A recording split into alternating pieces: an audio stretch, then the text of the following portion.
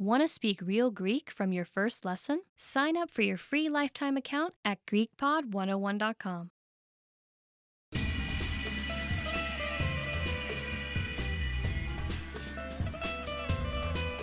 Hi, welcome to Introduction to Greek. My name is Alicia, and I'm joined by... Hi everyone, I'm Chrissy.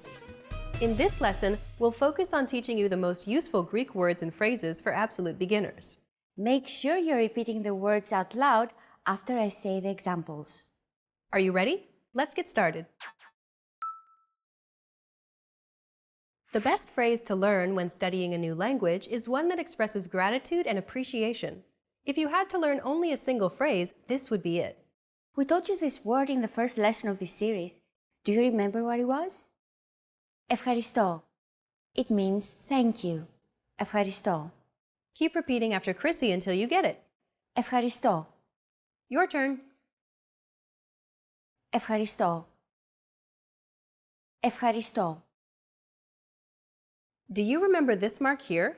We talked about it in lesson 2. It's the accent mark, and it indicates that this syllable is stressed. A stressed syllable is pronounced slightly longer and at a higher pitch than the rest of the syllables in a word. Listen again to how Chrissy is pronouncing this word and repeat. Ευχαριστώ. Okay, the next phrase we'll teach you is perhaps the second most useful of all phrases. It's to apologize or to excuse yourself. We taught you this phrase in lesson 2. Do you remember what it was? Συγγνώμη, and it means excuse me or I'm sorry. Συγγνώμη. Use this phrase when you want to grab a waiter's attention or when you're hustling through the busy streets of Athens. Συγγνώμη. Your turn. Συγγνώμη. Imagine you're on the street and you want to stop someone to ask them for directions. What do you say? Συγγνώμη. Okay, one last time. Συγγνώμη. Now you can say thank you, excuse me, and I'm sorry in Greek. Let's move on.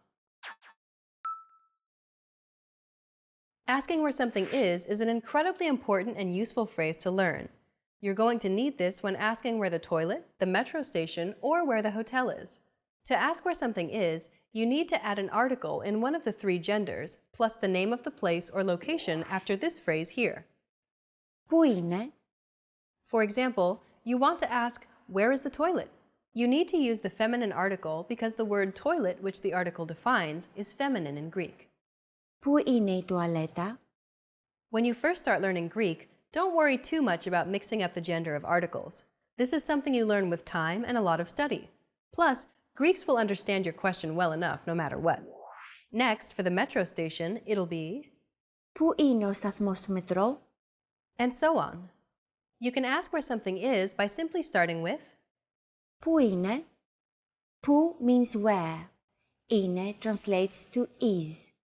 Remember that what looks like an English semicolon is actually a question mark in Greek. Altogether, it's... Πού είναι? Your turn. Πού είναι? Πού είναι? Okay, now let's teach you some vocabulary so that you can use it in the sentence. Here are some of the most common words you'll need to learn alongside their articles. Η τουαλέτα.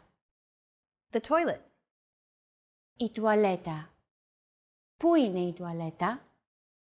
Next, Ο σταθμός του μετρό.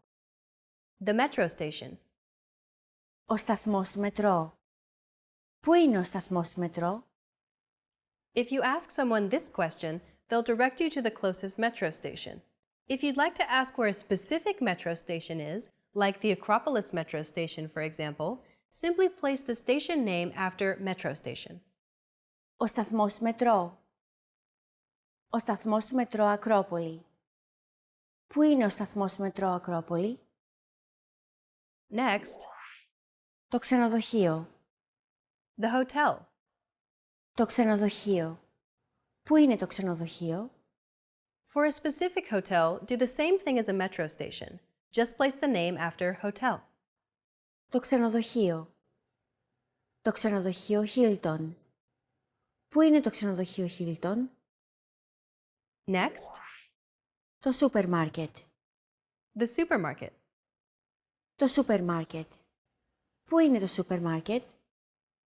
You can substitute almost anything and simply put Πού είναι? at the beginning of your sentence to ask where something is in Greek. In this final lesson, you learned how to say thank you, excuse me, I'm sorry, and how to ask where something is in Greek. And in this series, we introduced you to the basics of Greek pronunciation, grammar, writing, and more. Let's conclude with some parting advice from Chrissy and listen to some of her tips on how to learn Greek from a native Greek perspective. First of all, if you want to improve your pronunciation and communication skills, try not to fit all Greek sounds onto those of the English alphabet. One effective way to initially master Greek pronunciation is to watch and study contemporary Greek videos. That's because we often use expressions and hand gestures in daily conversations that aren't necessarily introduced in grammar textbooks. Secondly, don't rely on romanization too much. The biggest mistake that I often see is learners using English letters instead of the Greek alphabet. Although romanization is helpful, it might not represent the exact sounds of Greek, since for some consonant sounds we only have a rough equivalent in English. One such example is the word gata, meaning cat.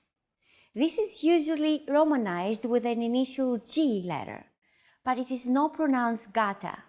The first consonant is softer, gata. Watching contemporary videos such as our videos here at GreekPod101.com will ensure that you are learning real, applicable Greek in the fastest and most effective way. You've reached the end of this course, Introduction to Greek, but it's only the beginning of your journey to Greek fluency. Where do you go from here? Try our Greek in 3 Minutes series, where we teach you beginner vocab and even more useful phrases. Or check out any of our other video series. We have many different categories for you to choose from. Good luck as you continue learning Greek, and I'll see you in another video. Bye! Γεια χαρά!